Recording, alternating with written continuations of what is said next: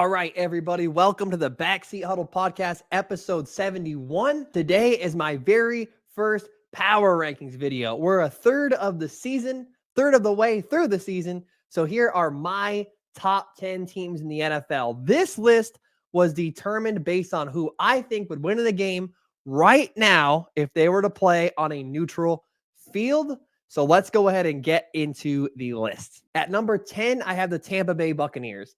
Tampa's inability to run the ball is a concern for me. However, they are also doing a lot right now. Baker looks like a perfect fit down there in Tampa. They have an excellent pass blocking offensive line. Run blocking is a little sus. They also have an excellent pass catching unit. The pass catching unit is one of the best in the NFL. When it came to number 10, it was between Tampa Bay and Seattle. And I digress. This is a little bit of a homer pick. So at that point, I'm going to put Tampa at number 10. At number 9, I have the Dallas Cowboys. I understand they just got their fucking ass beat. Holy, look at all this damage.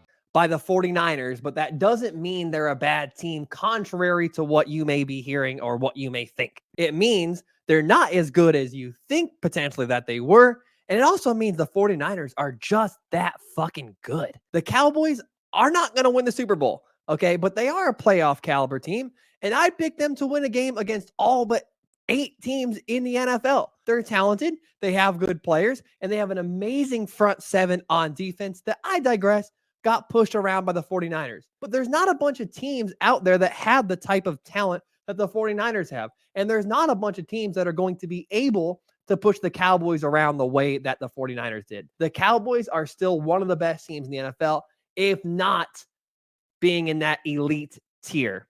They are still a good team, and they are still one of the 10 best teams in the NFL. At number 8, I had the Los Angeles Chargers. The Chargers' current roster construction is Justin Herbert and everybody else. That's the construction of their team, and it worries me. I don't love a lot about this team, but I love him. So I have that at number 8. If they had an actual head coach, I would probably rate them a little bit higher. This defense should be a hell of a lot better than it actually is. If you have fucking Khalil Mack and Joey Bosa on the same team, you should have a hell of a pass rush, but they kind of don't. This team's ranking is being carried by the fact that they have Justin Herbert, so I'm not going to talk your ear off about it. Los Angeles Chargers at number 8. At number 7, I have the Kansas City Chiefs. Their offense sucks right now. I don't know if anyone is saying it, but I'm going to. They're averaging 21 points per game against teams that are not the Chicago Bears. The Travis Kelce and everybody else experiment that they've had for their pass catchers worked last season, but it's not working this season. I don't care what everyone or what anyone says about their yards totals this and their passing yards that. They can't find the end zone against good competition. And in this conference, with offenses like Miami's and Buffalo's, you need to be able to fucking score. Their defense, on the other hand, is really good. Steve Spagnuolo, their defensive coordinator, is having a hell of a season, and he, in my opinion, should have the inside track for assistant coach of the year. He's coached the shit out of this defense, and they've had some players really take a step up this season, especially in their secondary. At number 6, I have the Buffalo Bills. I hate what's happened with this defense and all the injuries. It really sucks. But good thing is it's not that backbreaking because it's an offensive league. They didn't look that good on offense this week against the Jaguars, but in 3 of 5 games this year, they've scored more than 35 points. That's a lot of points. And we've seen what this offense is capable of when they stay balanced and stick to their run game and establish a run game and not just ask Josh Allen to do fucking everything. I'm so fucking tired of this team, man. I'm so fucking tired of seeing it. I'm so fucking tired of saying it. I'm so fucking tired of seeing them give their running back 7 carries and then wondering why they fucking lose, man. Fuck. At number 5, I have the Detroit Lions.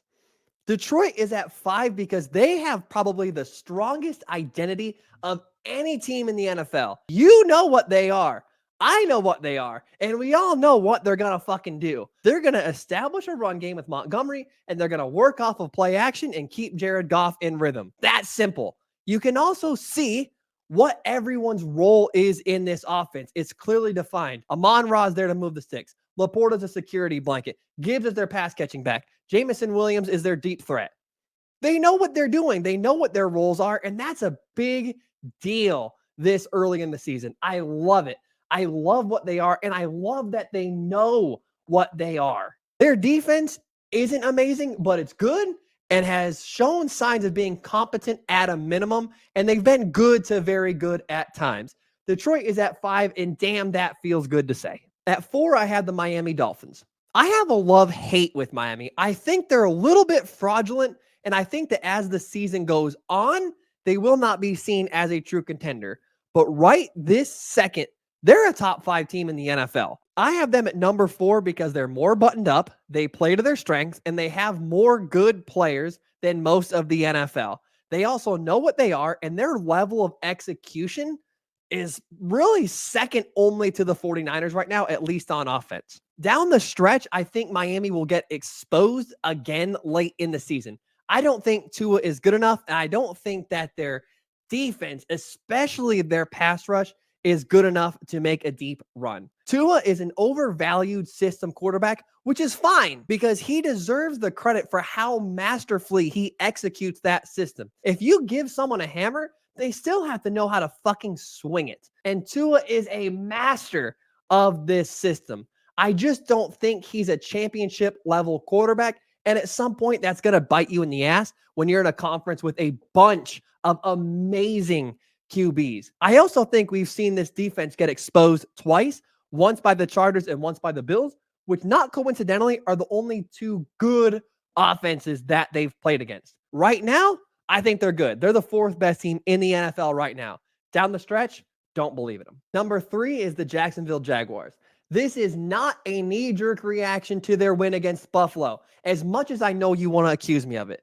They were my pick to come out of the AFC before the season even fucking started. So what they did against Buffalo wasn't shocking to me. It was just nice to see them actually do it and flash some of their potential. The reason I have the Jaguars number 3 is they do almost everything right and they have all the pieces and they really only have 2 weaknesses. The first is themselves.